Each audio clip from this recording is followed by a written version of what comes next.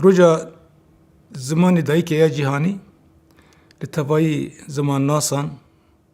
hemû kesên ku di mecalê ziman da kar dikin û taybet jî mamosteyên zimanê Kurdî ez pîroz dikim.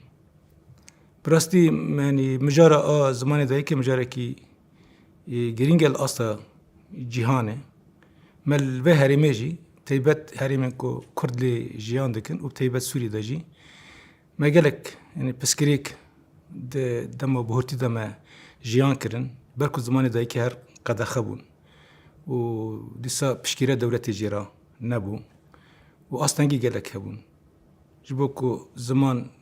pêşkeve û ziman xwe ji wendahiyê wisa xelas bike gelek tekoşîn hatin kirin. Dewlet jî li hember vê helwestekî xwe sert hebû ji bo ku va xebatê rawestîne. Qedexebûn hebû, girtin ji bo wê de hatin çêkirin. Gelek perçiqandin hebû.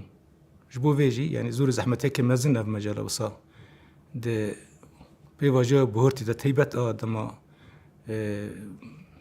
rejima Beas da me jiyan kir. Di dema şoreşa Rojava da xebatekî mezin hate kirin. Heger yek ji bona xebatên ku va çardeh salê dawê ku hatine kirin dendirî şoreşa Rojava da yani kan bigirin dest yek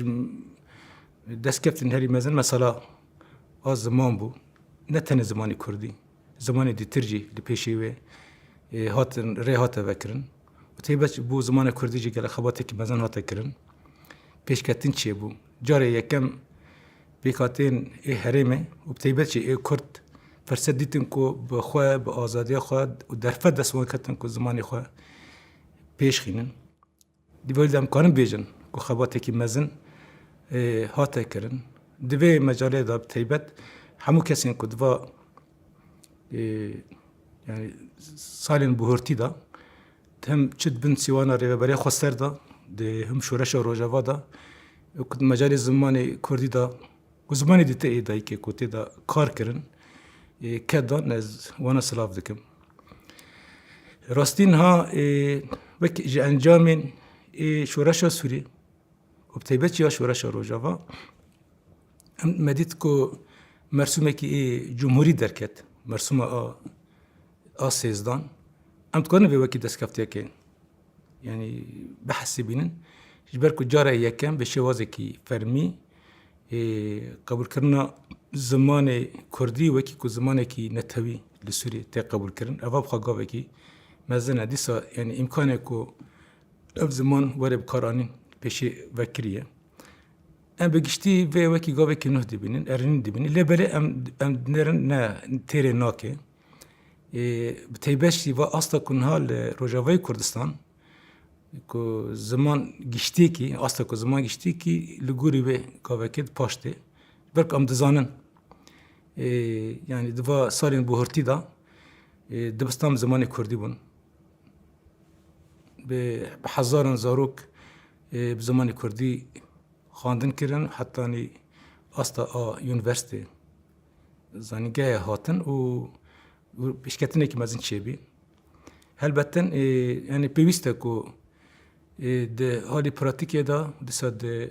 pêkanîna vê mersûmê de ku va asta ku em giştinekî berçavar were derbas kirin.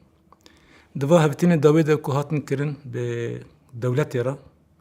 taybet di çerçûva a rêkeftina a bîst û nehê mehê yekê ser vê micarê me gelek em rawestan û dîsa halekî de ku ev mersûma sêzdeh yanî dîsa em ji xwe re esas digirin ku ji bo xebat ser wê were girtin lê belê ji bo gavekî daha me ser were avêtin û zimanê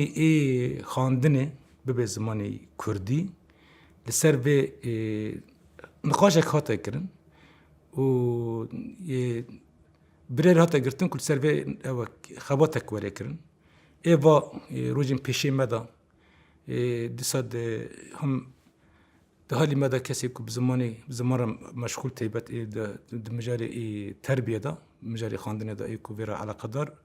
û li gel yanî Wezareta Terbiye a dewletê hikûmeta Sûrî wê ser vê jî hevtînekî wisa girîng ê were çêkirin ji bo ku em kanibin لسر بنگهی مرسوما 13 ام کانم گاوه که daha خورتر د مجال زمانی کردی دا با بجن اواجی یعنی مجارکی و گرینگه ل پیشه میه و ام هیوی دکن که دوا پیواجه پیشه مدا که د مجال زمانی دایی که بگیشتی لوی هرمه کام کانم گاوه که daha خورتر با بجن به تایبت ام کتنا مرحله کنه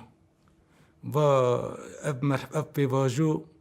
لگل کاریان دا ام پیوسته این آوا کرنه بینه چه کرن لی یکیش مجال هری اساسی که ام تیدا کارمو گاوه با بیجن سازی خو بیتر آوا بکن خباتی که daha خورتر لگوری بره بکن مجال چانده یه چاندا کردیه و بتیبت دا نواده جی مجال ای زمانی کردیه جبر ویج مته خواستن که ام به خباتی daha خورتر بکن سازین زمانی کردی daha بیتر پیش خینن تیبت ام از هم بجی گلمه تخازم که daha بیتر گرانی خوابیدن سر زمانی کردی زارو که خواب بیتر بشینن یعنی دبستانن ای به زمانی کردی پیش خینن دیسا از کسی که ام بیجن زمان ناس و کسی که مجالی زمانی کردی دا کار دکن دیسا خواسته که مجوانجی اوجی که دوی دمه جبری daha بیتر خباتی خوی ای اکادمیک بیتر پیش خینن سازین ای زمانی کردی دا بیتر یعنی کامتی دا کار بکن که امکانه بین استی که daha بلندتر جی سازیان سازی که زمانی کردی علاقه دار بدن چه کرن و از به باری دامه دوا پیواجوی پیشی مدا